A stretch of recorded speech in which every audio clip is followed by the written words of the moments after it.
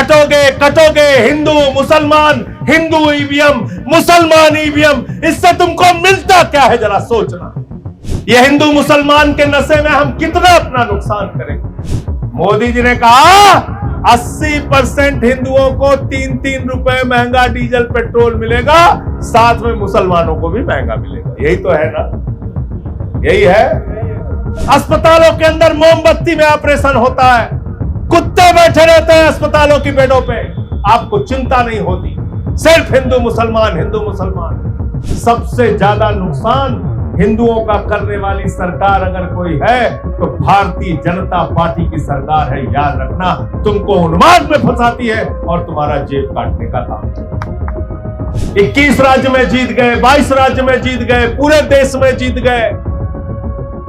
अरे बेईमानो, यही बांग्लादेश में शेख हसीना थी, 90% वोट पाके जीती थी। 6 महीने बाद जनता ने उड़ा के फेंकी। कहां चली गई पता नहीं।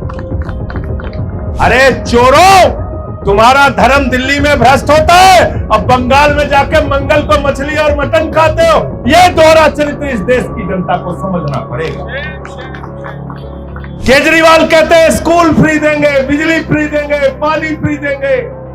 मोदी जी कहते हैं एक बार वोट दे दो, दंगा फ्री देंगे। साथियों और दोस्तों, अभी मुझसे पहले सारी बातें यहां पे कही जा चुकी है, उनको दोहराने का कोई ज्यादा मतलब नहीं है। लेकिन आपको सोचना पड़ेगा कहां पे आज देश को खड़ा कर दिया गया है। यह हिंदू मुसलमान के नशे में हम कितना अपना नुकसान करेंगे। हर चुनाव में उन्माद पैदा किया जाता है। ठीक कहा हमारे साथी ने, बटोगे कटोगे, हिंदू मुसलमान, हिंदू ईवीएम मुसलमान ईवीएम, इससे तुमको मिलता क्या है जरा सोचना। क्या तुम्हारे बच्चों को अच्छी शिक्षा मिल पा रही है? क्या तुम्हारे घर वालों को अच्छा इलाज मिल पाता है? क्या तुम्हारे गांव में सड़कों का इंतजाम ठीक हो गया? क्या तुम्हारे गांव की स्वास्थ्य केंद्र, प्राथमिक स्वास्थ्य केंद्र ठीक हो गए? क्या तुम्हारे बच्चों को मिड डे मील में अच्छा खाना मिलने लगा? सोचना, जरा गंभीरता से विचार करना। तुम्हारा क्या फायदा हो रहा है, इसको जरूर सोचना। इस हिंदू मुसलमान की नफरत की राजनीति में, जिसमें फंस के आप अपनी भी जिंदगी बर्बाद कर रहे हैं, देश की भी जिंदगी बर्बाद कर रहे हैं, मैं हाथ जोड़ के आपसे प्रार्थना करना चाहता हूं, इस राजनीति को कब्र के अंदर दफन कर दो, इसको जला दो शमशान में जाके। कहां पहुंचा दिया देश को। अभी बंगाल का चुनाव हुआ, कितना उन्माद पैदा किया गया वहां। उत्तर प्रदेश का चुनाव होता है, कितना उन्माद पैदा किया जाता है। यहां पे हमारे भारत का प्रधानमंत्री आता है, चुनाव प्रचार में नहीं बताता रोजगार कितना दिया, नहीं बताता किसानों के फसल का दाम दिया कि नहीं दिया, नहीं बताता खाद की बोरी का इंतजाम हुआ कि नहीं हुआ। हमारे देश का प्रधानमंत्री आता है, उत्तर प्रदेश के चुनाव प्रचार में कहता है, भाइयों और बहनों, तुम्हारे लिए एक बहुत बड़ी योजना लेके आया हूं। नौजवान कहता है, मोदी जी क्या है? बोले रुको बताता हूं। बुजुर्ग पूछता है, रोज मोदी जी क्या है? कहते हैं अभी बताता हूं। माताएं बहनें पूछती हैं, मोदी जी क्या लेके आए हो? अरे बोले चिंता मत करो, अभी बताता हूं। फिर सब तैयार हो गए तन के, दोनों हाथ, बोले दोनों हाथ की मुट्ठी बांध लो। सबने हाथ मुट्ठी बांध ली। देखा ना, जादूगर लोग जैसे कराते हैं, जादू दिखाते हैं, ऐसे हाथ बनवा लिया। बोले हाँ भाई बताओ, अगर गांव गांव में कब्रिस्तान है तो शमशान होना चाहिए कि नहीं होना चाहिए? तो पब्लिक को समझ में नहीं आया, फिर से कह रहा है, अरे बताओ कब्रिस्तान है तो शमशान होना चाहिए कि नहीं होना चाहिए? अब मोदी जी कह रहे हैं तो पब्लिक कह रही है होना चाहिए, होना चाहिए, होना चाहिए।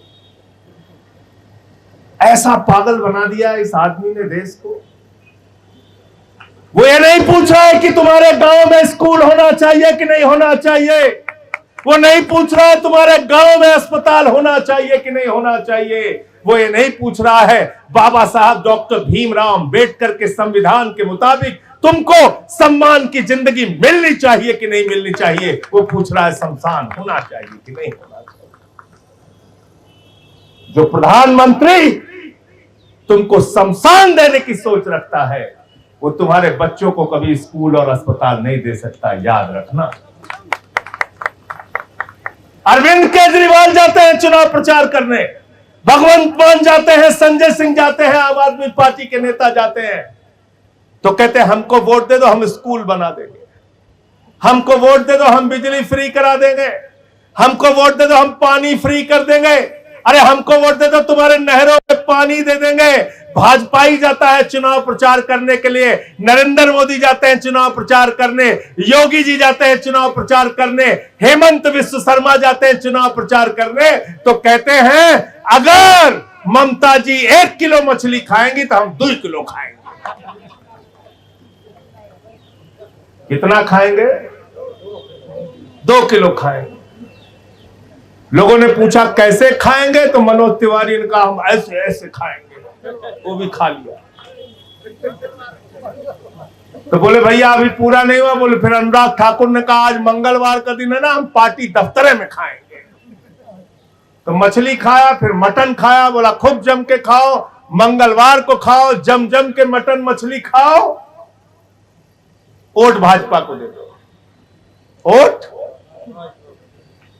और दिल्ली में क्या कहेगा इनका भाजपाई विधायक? कहेगा अंडे की दुकान बंद करो, हमारा धर्म भ्रष्ट हो रहा है,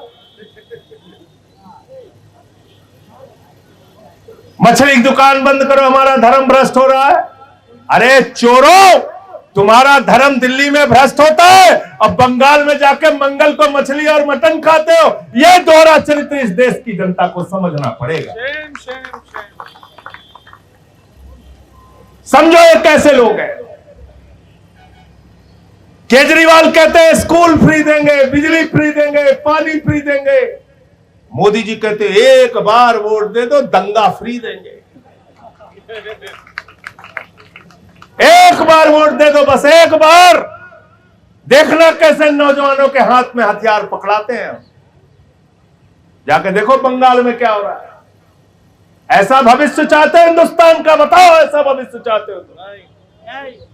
ऐसा भविष्य चाहते हो क्या कि तुम्हारे नौजवानों के हाथ में हथियार हो, दंगे फसाद हो, लड़ाई झगड़े हो, बुलडोजर चलाए जाए, लोगों के घर जलाए जाए? ऐसा हिंदुस्तान चाहते हो क्या? बताओ हमको जरा। इस देश से प्यार है ना? इस देश से प्यार है कि नहीं? ये हाथ उठा के बताओ, है ना प्यार? और अगर इस देश से प्यार है तो विधायक बनोगे तभी प्यार करोगे, संजय सिंह सांसद रहेंगे तभी देश से प्यार करेंगे, केजरीवाल मुख्यमंत्री रहेंगे तभी देश से प्यार करेंगे। अरे इस भारत माता की मिट्टी में हमने जन्म लिया है तो हम इस देश से प्यार करते करते मर जाएंगे, लेकिन गलत चीज को बर्दाश्त नहीं करेंगे। बताओ गलत कह रहा हूं? कहते 21 राज्य में जीत गए, तो क्या करें? 21 राज्य में तुम जीत गए, हम लोग तुम्हारे गुलाम हो जाएं? बताओ गुलाम हो जाओगे क्या इनके? 21 राज्य में जीत गए, 22 राज्य में जीत गए, पूरे देश में जीत गए।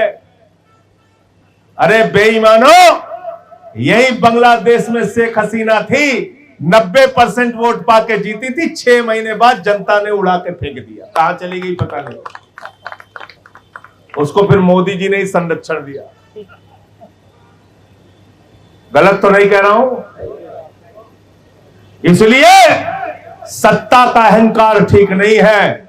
और याद रखना, जिन क्रांतिकारियों का नाम तुम लेते हो, शहीद आजम भगत सिंह, शहीद मंगल पांडे, शहीद अशफाकुल्ला, शहीद रोशन सिंह, शहीद राजेंद्र लाड़ी, शहीद राम प्रसाद बिस्मिल, शहीद चंद्रशेखर आजाद, जिन क्रांतिकारियों का नाम तुम लेते हो, नेताजी सुभाष चंद्र बोस, जिन क्रांतिकारियों का नाम लेते हो, जिन महापुरुषों का नाम लेते हो, बाबा साहब डॉक्टर भीमराव अंबेडकर, राष्ट्रपिता महात्मा गांधी, डॉक्टर राम मनोहर लोहिया, ये कभी विधायक मंत्री बनने के लिए राजनीति नहीं करते थे, देश को बचाने के लिए राजनीति करते थे।